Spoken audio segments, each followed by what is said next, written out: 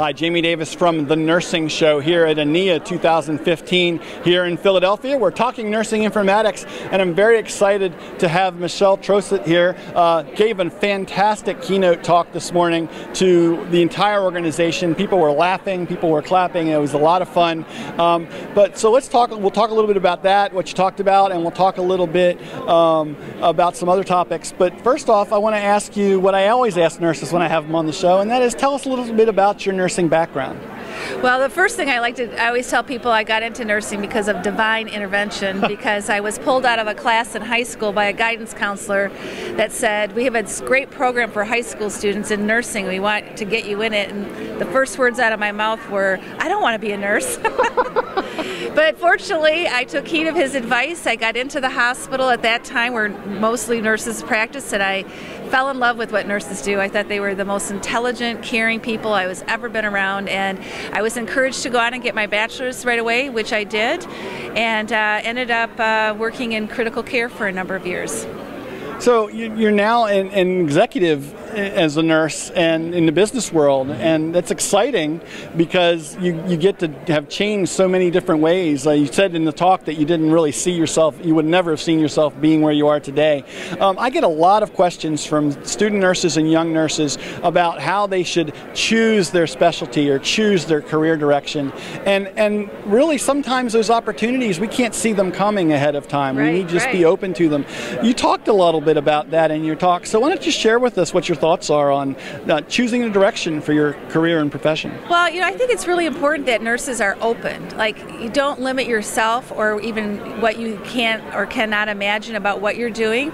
So if I look back at my career path, it was often a nurse manager that said, hey, you should really go do this, because they saw potential in me I didn't see.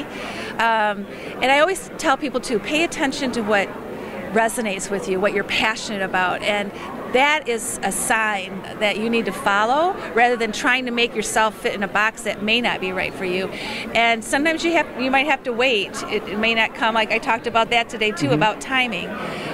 But it's a journey. It absolutely is a journey, and I think you just need to be open about it. And I encourage people to also be reflective of really what matters most to them, and then that kind of helps to, I think, find the right place on your nursing journey.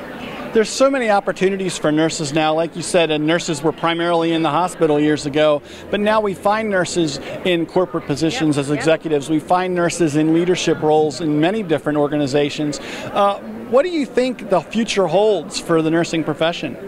Well, I think nurses need to really take look at this as an incredible opportunity time, because as far as with the Institute of Medicine, the IOM report, the future of nursing, huge opportunity for advanced practice nurses, and we see a lot more kind of moving into that space. And there's efforts to get nurses on boards to really have a voice, because we understand the complexities of healthcare, just the holistic view of it. So I think that's really important. And some people, I was never really more a management type of person. I really was more of an educator and a practice type person. But again, that's what the beauty of nursing. You could go down all different routes. Well, and you should actually define the name of your role. What is it you call yourself now? Oh, I'm the Chief Professional Practice Officer. And I shared with the group today, it's because it's not an informatics title, because I really realized that my passion is professional practice, and it touches evidence-based practice, interprofessional practice, informatics, the whole health and healing aspects. So that title just has always fit me well, and I'm very proud of my title. I think that's great, and just an example of what you just said about letting your passion help define your nursing practice and your nursing career. So that's really great. There was one more topic that you wanted to talk about. Why don't you tell us a little bit about that? Yeah, one of the things I shared today was work-life integration, work-life balance, and it really came from a concept called polarity thinking that I was introduced 2 years ago, and myself and my colleagues that work with the CPM framework have really brought it into healthcare, because organizations really do want practice transformation with technology, and it's a tool that helps them realize we got to pay attention to the practice platform as much as the technology platform. But you can use polarity thinking in a lot of different ways, and of course today I shared your home work-life balance as well. But what it does is it you know, it's predictable when you're going to go on the downside. So if we know about it ahead of time, we can always keep towards that higher purpose of what we're trying to do to create, you know, best health care. Excellent. Well, thanks again for talking to everybody today. I think it was very well received. Everybody loved hearing from you. And thanks for taking a few minutes to sit down with me. I know it's your anniversary, so happy anniversary. Yes. And I think it's great that your husband came along with you on the trip. Yes. Happy anniversary to my husband, Kevin.